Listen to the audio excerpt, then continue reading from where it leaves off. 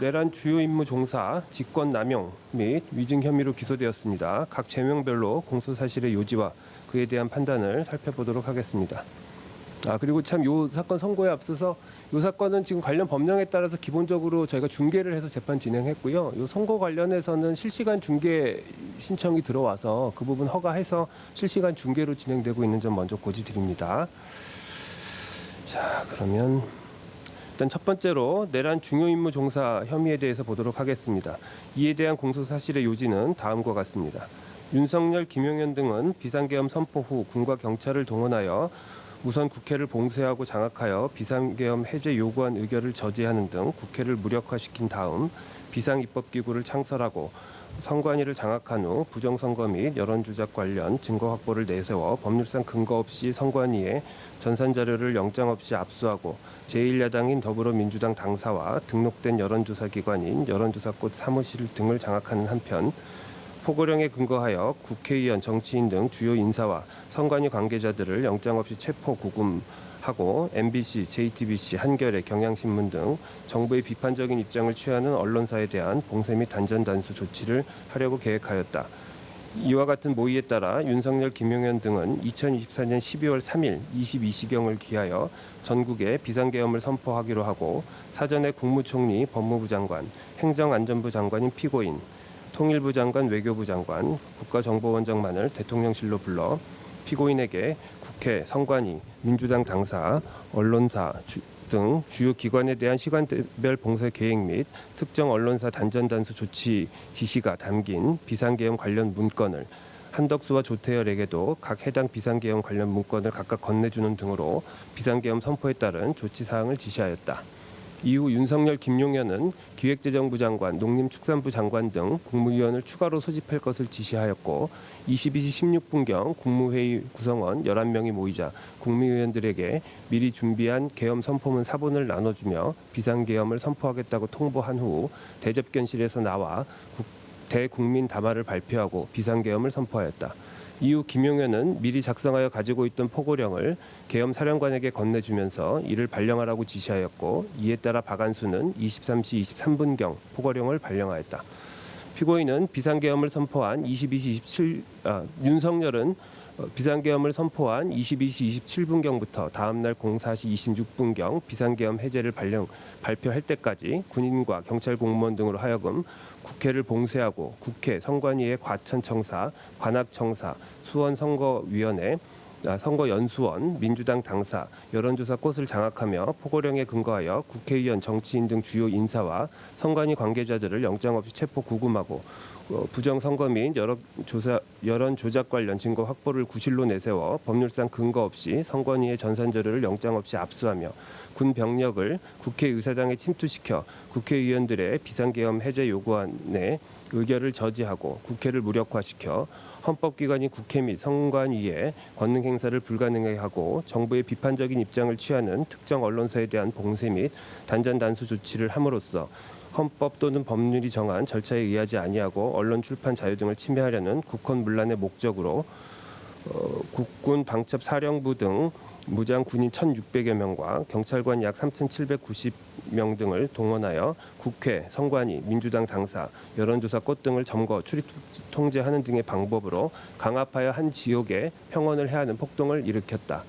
피고인은 이와 같이 계엄 선포 당일 대통령실에 도착하여 윤석열로부터 오늘 밤 비상계엄을 선포하겠다는 취지의 말을 듣고 김용현을 통하여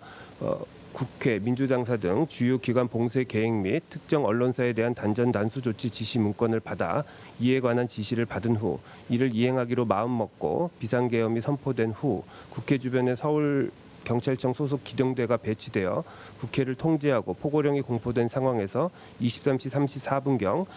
서울 정부청사 12층에 있는 본인의 집무실에서 경찰청장인 조지호와 통화한 이후 계속하여 23시 37분경 소방청 상황 판단 회의를 주재하고 있던 소방청장 허석권에게 전화하여 특별한 사건 사고에 소방이 출동한 것이 있는지 소방청이 단전 단수 요청을 받은 것이 있는지를 묻고 한겨레, 경향, MBC, JTBC, 김어준 뉴스공장에 24시에 경찰이 투입된다. 연락이 가면 서로 협력해서 적절한 조치를 취해라라는 취지로 말하며 특정 언론사 단전 단수에 대한 협조를 지시하였다. 이로써 피고인은 윤석열, 김용현 등과 순차 공모하여 윤석열로부터 받은 국회 등 주요 기관 시간대별 봉사 계획 및 특정 언론사 단전 단수 조치 지시를 소방청장에게 전달하면서 소방청으로 하여금 경찰과 협력하여 특정 언론사 건물 5곳에 대한 단전 단수 조치를 시행하도록 지시함으로써 위 내란 행위에 대한 주요 임무를 종사하였다.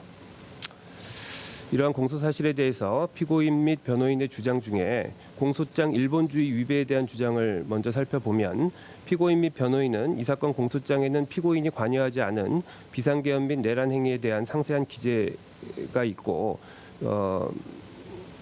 피고인에 대한 공소 사실과 직접적인 관련이 없는 부분이 다수 기재되어 있으며 여러 관계자들의 행위를 연결하여 기재함으로써 법관으로 하여금 불필요한 선입견이나 예단을 가지도록 하고 있어 공소장 일본주의에 위반된다라는 취지의 주장을 하고 있습니다. 이 사건 공소 사실에 구속요건적 행위에 해당하는 사실 이외에 사건의 배경, 전제 사실, 공모에 이르게 된 경위 등 다소 장황하게 기재되어 있는 부분은 있으나 이 사건 공소 사실 중 내란 주요 임무 종사 부분은 윤석열을 우두머리로 하는 내란죄를 전제로 하는 것으로서 집합범인 내란죄의 특성상 피고인의 행위만을 단일 범죄나 사건으로 특정하기 어렵고 피고인을 비롯한 내란 우두머리 및 여러 주요 임무 종사 자들의 행위를 기재해야 할 필요성이 있으며 이 사건 공소 사실의 적용 법조 및 죄명에 의하면 피고인에 대한 공소는 내란 중요 임무 종사, 직권남용 권리행사 방해, 위증 등에 대해서만 제기된 것이 분명하다는 점을 종합하여 보면 이 사건 공소장 기재가 법관에게 예단을 생기게 하여 범죄 사실의 실체를 파악하고 심증을 형성하는 데 장애를 일으킬 정도에 이르렀다고 보기는 어렵습니다. 그래서 이에 대한 주장은 받아들이지 않습니다. 다음으로 피고인에 대한 내란 주요 임무 종사 성립 여부에 대한 판단을 하기에 앞서서 윤석열과 김용현 등의 내란죄 성립 여부를 살펴보면 이 법원이 적법하게 조사하여 채택한 증거들에 의하면 다음과 같은 사실이 인정됩니다. 윤석열은 계엄 당일 19시경부터 19시 30분경 사이에 김용현과 함께 대통령 안전 가옥에서 조지호 김봉식을 만났고 그 자리에서 동석한 김용현은 윤석열이 지켜보는 가운데 조지호 김봉식에게 계엄군의 출동 시각과 출동 장소를 의미하는 22시 국회, 23시 민주당사 등과 같이 기재된 문건을 교부하였습니다. 이후 서울경찰청으로 복귀한 김봉식은 19시 50분경 여의도 인근에 배치된 경찰 기동대 현황을 파악하였고 20시 07분경 조지호에게 전화를 걸어 여의도 인근에 4-5개의 기동대가 있다고 보고하였으며 서울경찰청 경비부장을 통해 광화문 타격대에 여의도 배치를 지시하였다. 윤석열이 22시 27분경 비상계엄을 선포하자 조지호와 김봉식은 22시 30분경 경찰 300여 명을 국회 주출입문 및 담장 중심으로 배치하였고 조지호가 22시 45분경 김봉식과 통화를 통해 국회 출입 차단을 지시하자 22시 47분경부터 국회 출입이 전면적으로 차단되었다가 23시 07분경 국회의원, 보좌관, 국회 직원 등은 신분 확인을 거쳐 출입하도록 하였다. 조지호는 23시 23분경 포고령 발령 사실을 알게 되었고 윤석열로부터도 23시 28분, 30분, 34분에 걸쳐 전화를 받아 국회 통제와 관련된 지시를 받았다. 결국 23시 37분경부터 다음날 01시 45분경까지 국회의 출입이 전면적으로 차단되었다. 또한 김용현의 지시를 받은 육군 특수전 사령부 사령관 곽종근은 22시 30분경부터 22시 31분경 사이에 707 특수임무단 소속 2개의 지역대에 헬기를 통한 국회 투입을 지시하였고 수도방위사령관 이준우도 비상계엄 선포 후 수도방위사령부 소속 군인들과 함께 국회로 출동하였다. 707 특수임무단 소속 군인들은 국회 경내 운동장에 도착한 후 본관으로 이동하여 국회 본관으로 들어가는 출입문을 확보하고자 하였고 그 후 일부는 국회 본관 유리창을 깨고 본관 내부로 진입하였다. 제1공수여단 소속 군인들도 12월 4일 00시 30분경 국회에 도착하여 그 무렵 국회 경내로 진입하였다. 한편 윤석열은 2024년 12월 4일 00시 30분경 각종근에게 전화를 걸어 아직 의결 정족수가 채워지지 않은 것 같다. 문을 부수고 들어가 안에 있는 인원들을 밖으로 끄집어내라. 라는 취지로 지시하였고 이진우도 같은 날 00시 40분부터 00시 45분경 사이에 제1경비여단장에게 국회 본관 내부로 들어가 국회의원들을 외부로 끌어내라. 라는 취지의 지시를 하였다. 정보사령부 소속 군인 10여 명은 비상계엄 선포 후 선관위 과천청사에 진입해 선관위 직원들의 휴대전화를 압수하고 외부 연락 차단, 출입 통제 등을 하였고 선관위 서버 등의 전산 시스템을 촬영하기도 하였으며 제3공수여단 소속 군인들은 선관위 과천청사와 수원에 있는 선거연수원으로 출동하였고 제9공수여단은 선관위 과천청사에 출동하였다. 또한 곽종근은 비상계엄 선포 무렵 민주당 사로에 편의대 출동 지시를 하였고 제9공수여단 소속 군인들에게는 서울 서대문구에 위치한 여론조사 꽃으로의 출동을 지시하였다. 민주당사로 이동 중이던 제1공수여단 소속 군인들은 국회의 비상계엄 해제 요구 결의안이 가결된 이후인 24년 12월 4일 01시 06분경 육군 특수전 사령부로부터 대기 지시를 받고 그때부터 02시 35분경까지 당산역 일대 도로에서 정차 후 대기하다가 부대로 복귀하였으며 여론조사 꽃으로 출동한 제9공수여단 소속 군인들은 00시 50분경 여론조사 꽃에 도착한 후 같은 날 01시 09분경까지 건물 앞을 정부한 채 외부인들의 출입을 통제하였다. 이러한 사실에 비추어 판단하건대 윤석열, 김용현 등은 국회와 야당 강사 및 언론사를 물리적으로 봉쇄하여 이들의 기능을 마비시키거나 독립된 헌법기관인 선관위를 영장 없이 압수수색하고자 하였는데 이는 헌법의 대의제 민주적 기본질서의 규범적 효력을 상실케 하고 헌법에 의하여 설치된 국가기관인 국회의 권능 행사를 불가능해 하려는 국헌문란의 목적 아래 이루어진 행위들로 판단된다. 윤석열, 김용현 등이 일련의 지휘 체계에 따라 집단적으로 다수의 군병력 및 경찰력을 동원하여 국가기관인 국회, 선관위를 점거, 출입 통제하고 그 활동을 제한하려 한 이상 윤석열, 김용현 등은 국헌을 문란하게 할 목적으로 다수인이 결합하여 유영력을 행사하고 해악을 고지함으로써 한 지방의 평온을 해할 정도의 위력이 있는 폭동, 즉 내란 행위를 일으켰다고 판단된다.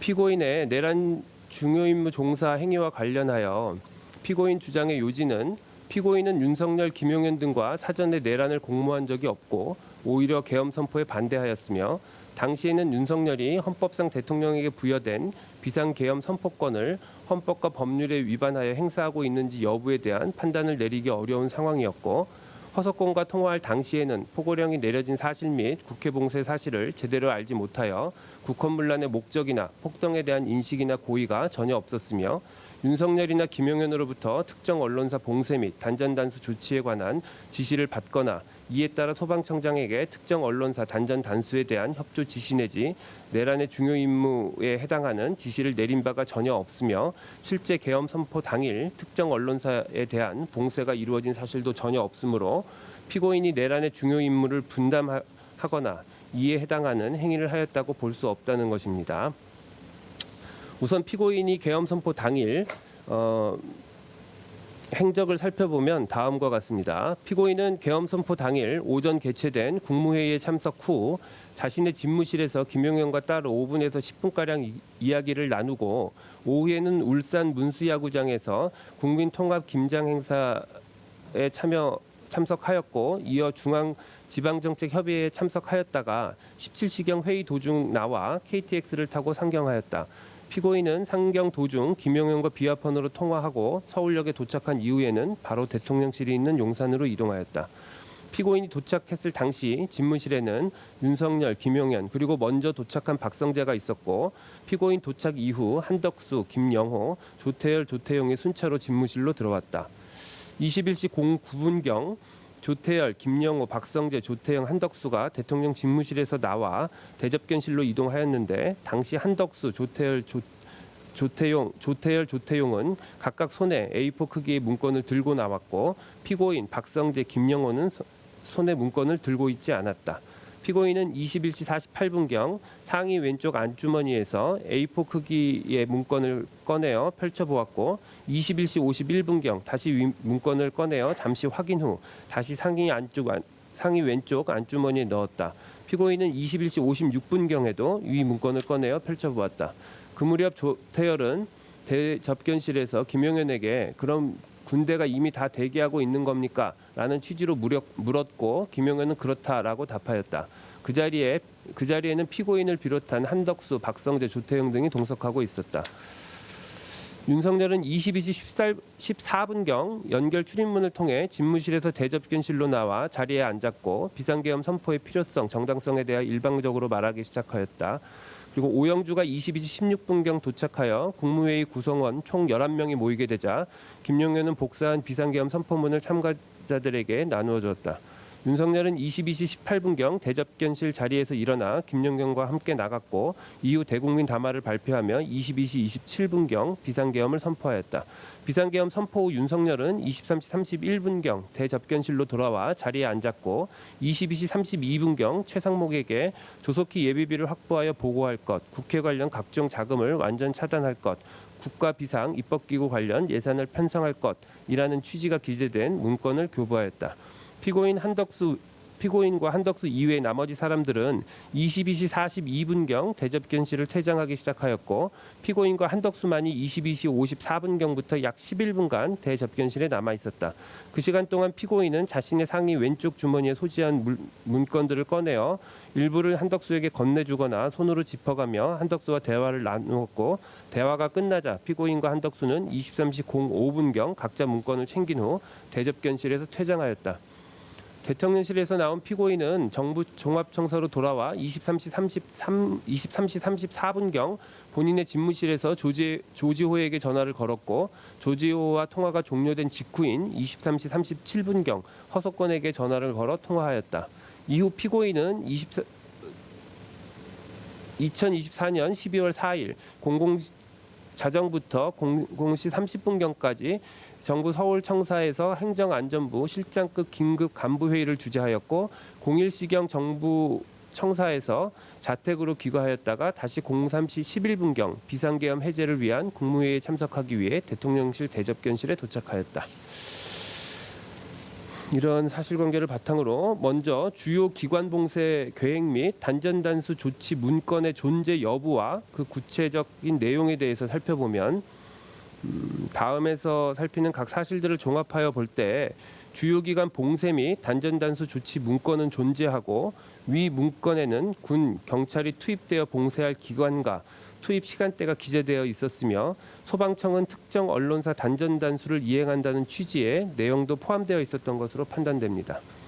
우선 김용현은 2025년 10월 23일 헌법재판소에 윤석열 대통령 탄핵 사건의 증인으로 출석해서 제가 비상계엄을 주도하는 주무장관으로서 윤석열의 지시에 따라 국무총리, 기획재정부 장관, 외교부 장관, 행정안전부 장관, 경찰청장에게 건넬 협조사항 문건을 작성하였고 준비한 문건은 총 6에서 7장 정도이다. 조지호, 김봉식에게 건넨 문건에 22시 국회, 23시 민주당 당사 이런 내용이 적혀 있었는데 앞의 숫자는 시간을 의미하고 정확히는 기억나지 않지만 뒤의 장소에 민주당 당사, 선관위, 국회, 방송사, MBC, 여론조사 꽃 등이 적혀 있었다. 행정부 장관의 문건에 있는 내용은 경찰청장에게 건넨 문건과 똑같은 내용이다 라고 진술하였다. 조지호, 김봉식, 조지호의 배우자가 이 법정에서 증언한 바에 따르면 윤석열이 동석한 자리에서 김용현이 조지호와 김봉식에게 교부한 문건에는 22시 국회, 23시 민주당 당사라고 기재되어 있었고 그 밑에도 이런 식으로 기관명이 쭉 기재되어 있었으며 그중에는 MBC, 여론조사 꽃 등의 단어도 기재되어 있었다. 피고인도 이 법정에서 대통령실 집무실 원탁위에 소방청 또는 소방청장, 24시, 단전 단수, JTBC, MBC, 한겨레, 경향신문 등의 단어가 기재된 문건을 보았다라는 취지로 진술해서 단전 단수를 지시하는 내용의 문건의 존재 자체는 인정하고 있고 그 내용은 김용현, 조지호, 김봉식 등의 진술과도 일부 일치한다. 조지호, 김봉식은 비상계엄 선포 무렵 국회 주변에 경찰 기동대를 배치하고 비상계엄 선포 후 국회의원 등의 출입을 제한하였으며 김용현의 지시로 군인들의 국회 경내 및 본관의 김용현의 지시로 군인들이 국회 경내 및 본관에 진입하였을 뿐만 아니라 선관위 과천청사, 관악청사, 수원선거연수원, 민주당 당사, 여론조사 꽃에도 출동한 바 있다. 여기에다가 윤석열, 김용현은 경찰력이 주로 투입되고 군 병력은 숙련된 간부 위주로만 투입하기로 계획하고 있었다는 취지로 진술하고 있는 점, 김용현은 병력을 투입할 우선순위는 국회와 선관위였고 민주당 당사와 여론조사 꽃은 우선순위에서 떨어지는 곳이었다. 여기는 병력이 제한되다 보니까 시간을 봐서 병력을 투입하는 걸로 그렇게 생각하고 있었다라고 진술하기도 한 점을 더하여 볼 때 결국 주요 기관 봉쇄 계획 및 단전단수 조치 지시 문건은 윤석열, 김용현 등 내란 집단의 내란 행위에 대한 구체적인 실행 계획에 해당하고 비상계엄의 선포 및 이에 따른 구체적 폭동 행위의 전개 과정을 종합하여 볼 때 실제 내란 행위의 과정에서도 위 문건에 기재된 내용이 상당수 이행되었거나 적어도 실행의 착수에 이르렀으므로 위 문건은 존재한다고 판단된다. 다음으로 피고인은 윤석열로부터 주요 기관 봉쇄 계획 및 단전단수 조치 지시 문건을 교부받고 특정 언론사에 대한 단전단수 이행을 지시받았는지 여부를 살피건대 이도 다음에서 살피는 사실과 사정 등을 종합하여 보면 피고인이 위 문건을 교부받고 특정 언론사에 대한 단전단수 이행 지시를 받은 것으로 판단됩니다. 관련 사실은 김용현이 윤석열의 지시로 국무총리, 행정안전부 장관, 외교부 장관, 기획재정부 장관, 경찰청장 등에게 교부한 문건을 만들었고 실제 한덕수, 조태열, 최상목, 조지옥, 김봉식에게 해당 문건들이 교부되었다. 더구나 윤석열은 김용현이 19시경 찾아와 국회 외곽은 경찰이 경비를 서야 할 것 같다고 하길래 내가 경찰청장에게 전화를 걸어 바꿔주려고 하다가 서로 지휘, 소관부서가 아니기 때문에 조지호와 김봉식을 삼청동 안전가옥으로 오라고 하고 김용현을 데리고 들어갔다. 거기서 잘 협조해달라고 했다. 라거나 김용현이 국회 바깥 외곽을 경찰 지원을 받았으면 좋겠다고 하길래 경찰청장 및 서울경찰청장을 연결시켜 주었다라고 각 진술하고 있는 점을 더하여 볼 때 김용현이 내란 행위에 대한 세부적인 실행 계획을 수립하고 윤석열은 각 부처의 소관 부서나 지휘 감독 관계를 염두에 두면서 윤석열이 수립한 계획을 구체적으로 지시한 것으로 보인다. 그런데 주요 기관 봉쇄 및 단전단수 조치 지시 문건의 내용은 경찰청, 소방청과 관련된 업무이고 경찰청과 소방청을 지휘할 권한이 있는 소관 부처는 행정안전부 장관이므로 그 장관인 피고인도 위 문건을 교부받았을 것으로 보인다. 또한 피고인은 허석권에게 전화를 걸어 경찰이 24시 특정 언론사에 대한 진입 계획을 알려주며 특정 언론사 단전 단수를 언급한 사실이 있는데 이는 주요 기관 봉쇄 계획 및 단전 단수 조치 지시 문건의 내용과도 일치하며 계엄 당일 소방청에 경찰의 특정 언론사 진입 계획 및 단전 단수에 대해서 언급한 사람은 피고인이 유일하다. 대통령 CCTV 영상에는 피고인이 여러 차례 상의 왼쪽 안주머니에서 문건을 꺼내어 펼쳐 보이며 확인하는 장면, 대접견실에서 다른 사람들이 모두 퇴장한 상황에서 피고인이 문건을 꺼내어 한덕수에게 보여주며 설명하는 장면이 녹화되어 있다. 피고인은 21시 14분경 다시 직무실에 잠깐 들어간 자리에서 원탁 위에 놓인 언론사 단전 단수에 대한 계획이 기재된 문건을 얼핏 보았을 뿐이고 상의 안쪽 안주머니에 있는 문건은 주요 기관 봉쇄 계획 및 단전 단수 조치 지시 문건이 아니다라는 취지로 주장한다. 그러나 피고인 스스로도 본인이 세 차례에 걸쳐 상의 안주머니에서 꺼내 펼쳐보고 약 11분간 한덕수와 주고받고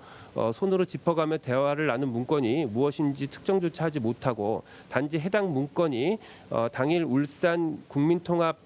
김장 행사 등 관련 인터뷰 자료, 일정표 등일 것이라는 가능성만 제기하고 있을 뿐인데 한덕수는 당시 대접견실에서 피고인으로부터 당일 일정에 대한 이야기를 들은 기억이 없다라는 취지로 진술하고 있다. 또한 피고인은 국민통합 김장 행사에 같이 동행한 아내와 연락 없이 서울로 왔기 때문에 아내의 귀가를 걱정하며 일정표를 봤던 것 같다라는 취지로도 주장하나 피고인은 서울행 KTX 열차에 탑승하고 난 이후인 18시 20분경 이미 아내와 통화를 하였고 피고인이 한덕수와 대화를 나눌 시점에는 일정상 피고인의 아내가 이미 김포에 도착해 있었을 것으로 보이는 점 등을 고려할 때 피고인의 위 주장은 그대로 신빙하기가 어렵습니다. 다음으로 피고인이 허석권에게 특정 언론사 단전 단수에 대한 협조 지시를 하였는지 여부를 보건대 허석권은 이 법정에서 피고인이 전화가 와서 받았는데 피고인으로부터 전화가 와서 받았는데 피고인이 특별한 사건 사고에 소방이 출동할 것이 있느냐라고 물어 특별한 상황은 없습니다라고 답변했더니 이어서 피고인이 소방청이 단전 단수 요청받은 것이 있느냐고 물었고 그래서 제가 요청받은 것이 없습니다라고 했다. 그러자 피고인이 한겨레, 경향, MBC, JTBC, 김어준의 뉴스공장에 24시에 경찰이 투입 또는 진입된다. 연락이 가면 서로 협력해서 적절한 조치를 취해라 라고 말하였다. 피고인이 언론사를 빠르게 말하였기 때문에 그 과정에서 제가 몇 번 되묻고 이를 혼잣말로 되뇌이면서 메모를 하였다라는 취지로 진술하였습니다. 당시 소방청 상황판단회의에 참가했던 배덕권, 김학근 등도 허석권이 전화를 받으면서 몇 군데 언론사를 말한 것이 기억이 나고 전화를 끊고 단전 단수가 업무에 맞는지 등을 논의한 것으로 기억하고 있습니다. 거기에 지금 피고인과의 전화 통화 이후 허석권이 차장인 이영팔, 배덕권 등과 소방청의 업무에 단전 단수가 포함되는지 등에 관해 논의한 사실, 이영팔은 특정 언론사의 소재지를 관할하는 서울소방재난본부 측에 전화를 하여 경찰과의 협조를 강조한 사실, 허석권도 황기석에게 전화를 걸어 경찰이 협조가 있었는지를 묻는 통화를 한 사실 등이 있고 여기에다가 소방과 경찰의 협조는 일상적으로 발생하는 일이기 때문에 굳이 소방청장과 경찰청 차장이 이를 직접 서울소방재난본부장에게 강조해야 할 필요성이 전혀 없고 소방청 판단 회의에서는 특정 언론사 단전 단수에 대해 반대하는 취지의 의견이 기재되었던 점 등을 더하여 볼 때 허석권과 이영팔은 피고인의 전화가 특정 언론사 단전 단수에 대한 협조 지시임을 전제로 서울 소방재난본부의 단전 단수에 대한 직접적인 언급은 최대한 자제하면서도 경찰로부터 단전 단수 협조 요청이 온 것이 있는지를 확인하고 향후 있을 경찰의 단전 단수 협조 요청에 대비하여 서울소방재난본부 차원의 대응을 강조하는 등 피고인의 지시에 부합하는 후속 행위를 한 것으로 보입니다. 따라서 피고인이 허석권에게 한 전화를 단순 업무 협조 내지 협조 요청으로 볼 수는 없고 행정안전부 장관인 피고인이 직접 그 소속 외청인 소방청의 장에게 특정 언론사에 대해 경찰이 투입되는 것과 관련한 구체적인 업무 지시를 한 것으로 봄이 타당합니다. 다음으로 피고인에게 내란 주요 임무 종사 고의 및 국헌문란의 목적이 인정되는지 여부를 보겠습니다. 국헌문란의 목적은 범죄 성립을 위하여 고의 외에 요구되는 초과주관적 위법 요소로서 엄격한 증명사항에 속하나 확정적 인식임을 요하지는 아니하며 다만 미필적 인식만 있으면 족합니다. 한편 내란죄는 다수인이 집단을 이루어 국헌문란 행위라는 하나의 내란 행위에 나아가는 것이므로 내란 행위를 포괄적으로 인식, 용인하고 있는 이상 내란 집단의 구성원 각자가 내란을 구성하는 모든 개별적, 구체적 행위, 즉 내란 집단의 행위라고 인정되는 모든 행위에 대하여 이를 구체적으로 인식하거나 관여할 필요는 없고 전체적으로 내란의 각자가 가공하는 의사를 가지고 이에 기여한 바가 있는 이상 내란죄의 죄책을 질 수밖에 없습니다. 피고인은 법조인 겸 정부의 고위 공직자로서 헌법과 법률이 정한 비상계엄의 의미와 그 요건에 대해 잘 알 수 있었고 더군다나 비상계엄이 선포되자 다수의 시민들이 국회로 모였고 국회의원들은 비상계엄을 해제하기 위해 신속히 국회로 등원하였으며 내란 행위에 대한 지시를 받은 일부 군과 경찰의 지휘관들과 그 소속 인원들은 소극적으로 임무를 수행하며 그 지시를 사실상 거부하기도 했던 점에 비추어 볼 때 피고인이 평균적 법감정을 가진 사회 일반인으로서도 윤석열, 김용현 등의 비상계엄 선포 및 그에 따른 후속 행위에 위헌, 위법적인 요소가 있었음은 충분히 인식할 수 있었다고 보입니다. 피고인은 적어도 20시 36분경 대통령실에 도착한 이후 비상계엄 선포에 대해서 분명히 인식하였고 윤석열로부터 주요기관 봉쇄 계획 및 언론사 단전 단수 조치 지시 문건을 받아 그 이행의 지시를 받았으며 위 문건에는 군 내지 경찰이 투입하여 봉쇄할 여러 기관이 기재되어 있었기 때문에 피고인은 해당 기관들에 대한 병력 내지 경찰력 투입을 예상하거나 충분히 예상할 수 있었습니다. 피고인은 윤석열로부터 위 지시 문건을 교부받은 것에 그치지 않고 그 내용에 따라 직접 경찰청장에게 특정 언론사 단전 단수에 대한 협조를 지시하였습니다. 특정 언론사에 대한 단전 단수 조치는 내란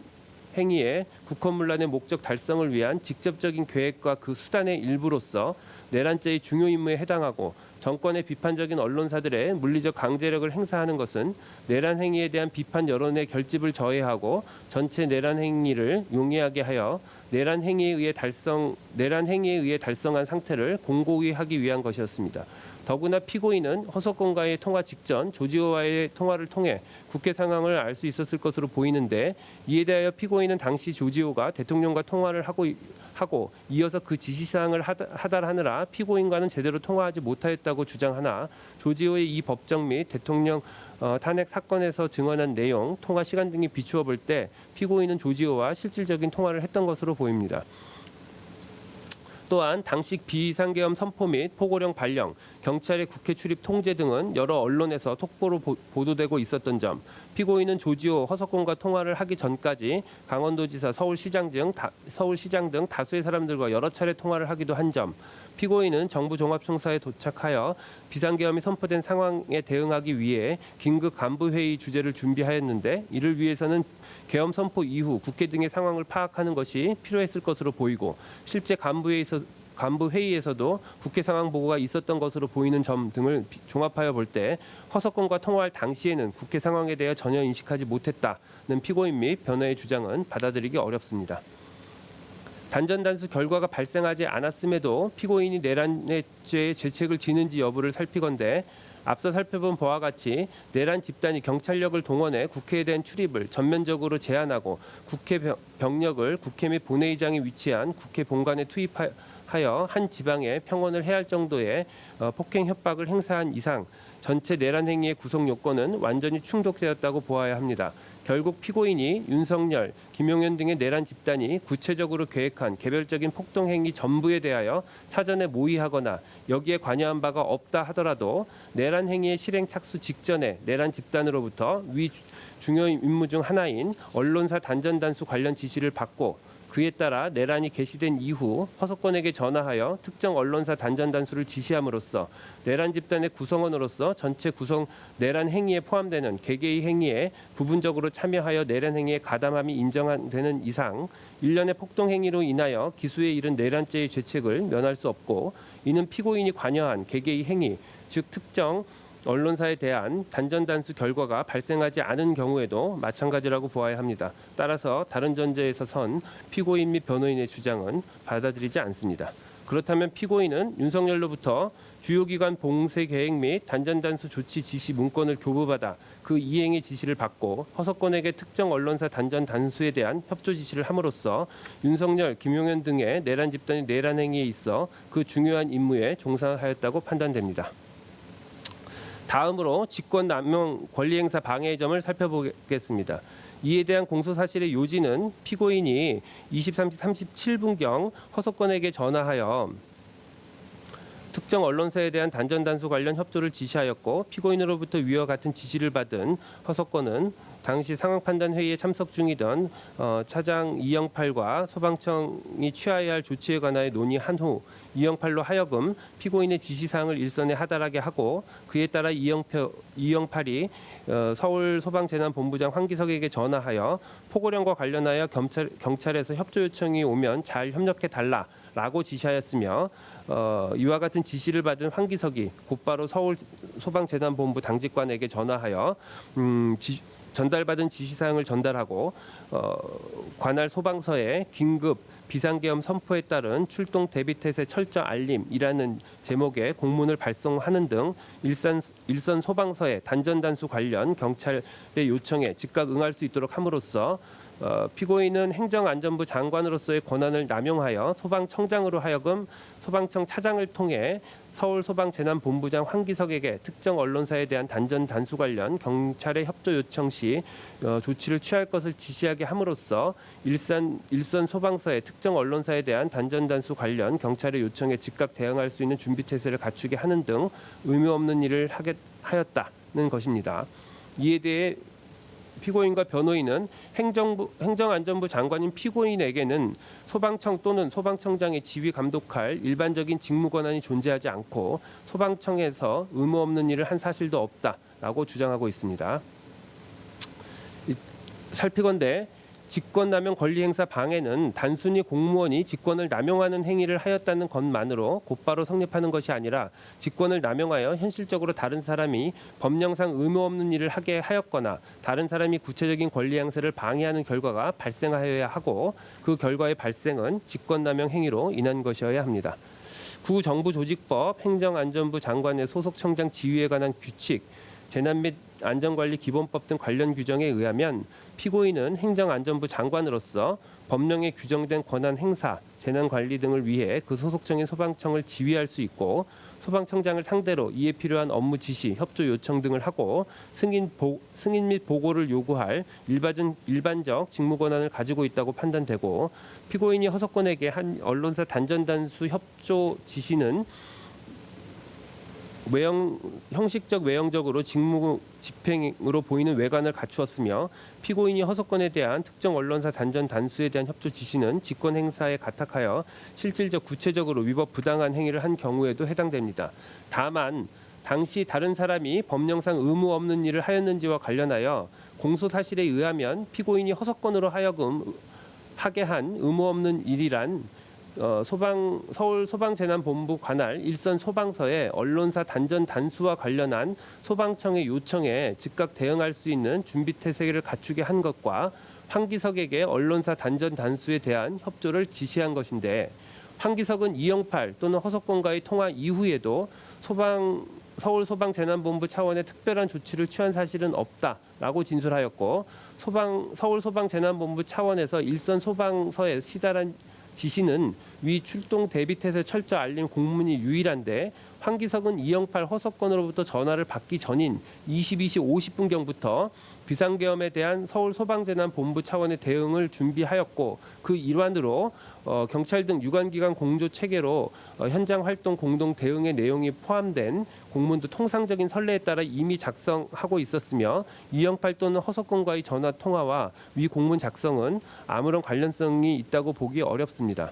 다음으로 황기석은 이 법정에서 이영팔이 전화를 하면서 24시 언론사 5곳 단전 단수라는 단어를 말한 사실이 없다. 이영팔이 말한 포고령과 관련하여 경찰에서 협조 요청이 오면을 경찰의 요청이 올 수도 있나 정도로만 생각했을 뿐 특별하게 생각하지 않았다라고 진술하였고 허석권으로부터 받은 전화에서도 당시 서울 상황 및 경찰 측 협조가 있었는지를 묻는 질문과 상황 관리를 잘 하라는 취지의 말만 있었을 뿐이라는 것이며 설령 이영팔 허석권의 전화를 소방청 차원의 업무 지시로 볼 여지가 있다고 하더라도 언론사 단전 단수에 대한 직접적인 언급이 없었던 이상 경찰 협조 요청에 대한 대응을 강조하는 취지의 일반적인 지시로밖에 볼 수 없어서 허석권 이영팔이 황기석과 통화한 내용은 경찰의 협조 요청에 대한 대응을 강조하는 취지의 일반적 지시에 불과하여 법령상 의무 없는 일이라고 보기는 어렵습니다. 따라서 검사가 제출한 증거만으로는 피고인이 허석권으로 하여금 의무 없는 일을 하게 하였다고 보기 부족하고 달리 이를 인정할 만한 증거가 없으므로 이 부분 공소 사실은 범죄의 증명이 없는 때에 해당하여 형사소송법 제325조 후단에 의하여 무죄를 선고하기로 합니다. 다음으로 위증에 관하여 살펴보겠습니다. 공소사실의 요지는 피고인이 2025년 2월 11일 대통령 윤석열 탄핵사건의 증인으로 출석하여 증언하는 과정에서 사실 계엄 선포 당일 대통령 집무실에서 특정 언론사 단전단수 조치에 관한 문건을 받아 이에 관한 지시를 받은 사실이 있고 이에 따라 허석권에게 단전단수 지시를 한 사실이 있음에도 그런 사실이 전혀 없다는 취지로 허위로 증언하고 대통령 집무실에 들어온 조태열에게 윤석열이 제외공간 지시 문건을 전달하는 것을 그 자리에서 직접 목격하였고 대접견실에서 윤석열이 최상목에게 문건을 전달한 사실을 목격하였음에도 이를 보지 못하였다고 허위로 증언하였다는 것입니다. 이에 대해 피고인과 변호인은 위와 같은 지시 문건을 교부받거나 그 이행 지시를 받지 않았고 허석권에게 이를 지시한 사실이 전혀 없으며 조태열, 최상목이 문건을 전달받은 것도 보지 못하였고 설령 피고인이 이를 목격하였다 하더라도 당시 피고인은 급작스런 비상계엄 선포로 인하여 정신적 충격과 혼란에 빠진 상태였기 때문에 이를 정확히 기억하지 못하는 것일 뿐 기억에 반하는 진술을 한 것이라고 볼 수는 없다. 라고 주장하고 있습니다. 우선 피고인이 윤석열로부터 주요기관 봉쇄 계획 및 단전단수 조치 문건을 교부받아 그 이행을 지시받고 그 지시에 따라 허석권에게 특정 언론사 단수에 대한 협조 지시를 한 사실이 있는지를 살펴보면 이는 앞서 살펴본 바와 같이 피고인 모두 다 그 사실이 인정되므로 피고인이 이 부분 각 증언은 객관적 사실에 반한 진술임이 인정되고 피고인이 헌법재판소에 증언을 한 시점과 그 사이 피고인이 단전단수 지시에 대한 다수의 보도가 있었던 점 등을 비춰볼 때 피고인이 불과 3개월 만에 그 기억을 모두 상실하였다라고 보기도 어렵습니다. 그래서 이 부분은 유죄로 인정합니다. 다음으로 조태열 문건 관련 증언의 경우 조태영이 대통령 집무실에 들어갈 당시 피고인은 이미 한덕수, 박성재 등과 함께 집무실에 입실해 있는 상태였고 당시 상황에 대해서 조태열은 제가 집무실에 도착한 이후 반대하는 입장을 말하고 이에 대해 윤석열이 대답을 한다고 10여 분이 흐른 것 같다. 다른 사람들은 그 시간 동안 말할 틈도 없었다. 제 입장에서는 좀 거들어주기를 바랬다라는 취지로 진술하기도 한 점을 종합해 볼 때 당시 집무실에 있었던 사람들은 대화의 화자인 윤석열과 조태열에 집중할 수밖에 없었던 상황으로 보입니다. 또한 조태열의 진술에 의할 때 윤석열은 제외공간 지시 문건을 조태열에게 집무실 원탁 위로 던지듯이 건네주었고 당시 집무실의 자리 배치 등을 고려해 볼 때 피고인이 이를 보지 못했다고 보기는 어렵습니다. 더구나 당시 피고인과 함께 대통령 집무실에 있었던 김영호는 윤석열이 조태열에게 제외공간 지시 문건을 교부한 것을 보았다라고 진술하였고 김용현도 당시 집무실에서 제가 직접 외교부 장관에게 문건을 줄 수 없는 상황이라 대통령님께 전달해 드려서 대통령님께서 외교부 장관에게 문건을 건네주었다라는 취지로 집무실의 상황을 상세히 진술한 점 등을 종합하여 볼 때 피고인은 윤석열이 조태열에게 지시 문건을 전달하는 장면을 목격한 사실에 대하여 위증을 한 것으로 판단됩니다. 그래서 이 부분도 유죄로 인정합니다. 최상목 문건 관련 위증의 점에 대해서 보건대 대통령 접견실 CCTV에 의하면 윤석열이 최상목에게 예산 관련 지시 문건을 건네줄 당시 단순히 피고인이 얼굴과 몸이 윤석열과 최상목 쪽을 향하고 있었던 장면은 확인이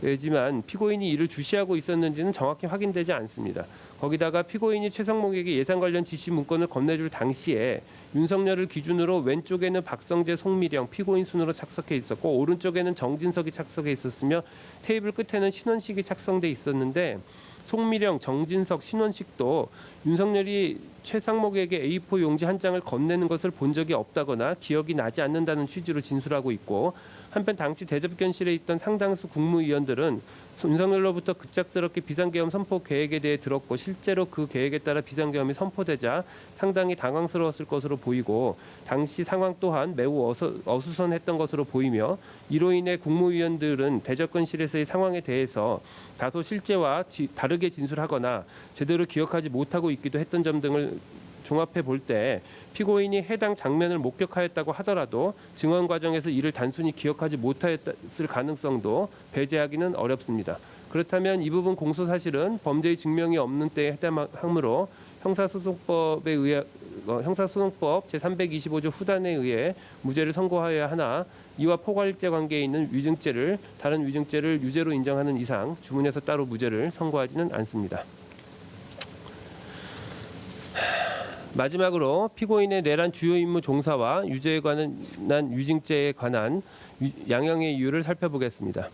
내란죄는 국가의 존립과 헌법 기능을 파괴하고 사회의 근간을 뒤흔드는 국가적 범죄로서 그 위험성은 특정 영역에 국한되지 않고 국가 전체에 미친다. 피고인을 비롯한 윤석열, 김용현 등의 내란 행위는 헌법이 정한 절차를 무시하고 폭력적인 수단을 통해 국회를 포함한 국가기관의 권능 행사를 불가능하게 하여 그 기능을 마비시키려 한 것으로 민주주의 핵심 가치를 근본적으로 훼손한 것이므로 그 목적의 달성 여부와 무관하게 엄중한 처벌이 불가피하다. 피고인은 정부 고위 공직자로서 그리고 자유민주적 기본 질서를 수호해야 할 공동체의 일원으로서 헌법과 법률을 수호하고 이를 실현하기 위한 노력을 기울여야 할 헌법적 의무를 부담함에도 윤석열, 김용현 등의 지시에 따라 소방청에 직접 언론사 단전 단수에 대한 협조를 지시함으로써 내란 행위에 가담하였고 않았으므로 그 죄책이 결코 가볍지 않다. 더구나 피고인이 윤석열, 김용현 등의 내란 행위를 적극적으로 만류했다고 볼 만한 자료는 없고 오히려 이후 내란 행위의 진실을 밝히고 그에 합당한 책임을 지기는커녕 진실을 은폐하고 책임을에서 벗어나고자 위증까지 하였다는 점에서 피고인에 대한 비난 가능성은 더욱 크다. 다만 피고인이 비상계엄 선포일 이전에 내란을 모의하거나 예비한 정황은 발견되지 않은 점, 피고인이 내란 중요 임무로 수행한 행위는 소방청에 대한 전화 한 통이고 그 이외에 반복적으로 단전단수 조치를 지시하거나 지시사항의 이행 여부를 점검하고 보고를 받는 등 보다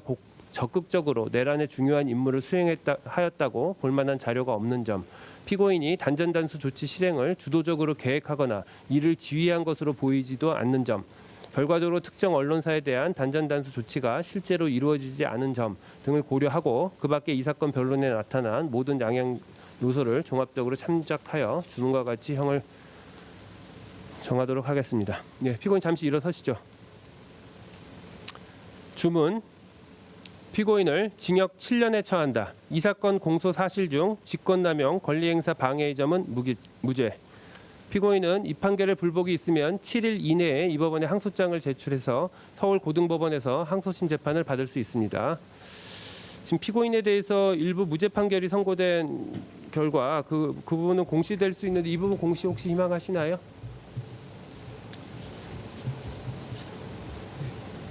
그 부분은 그러면 공시를 원하시나요? 예. 이 부분은 공시하도록 하겠습니다. 예, 선고 마치겠습니다. 가셔도 좋습니다. 예, 재판 마치겠습니다.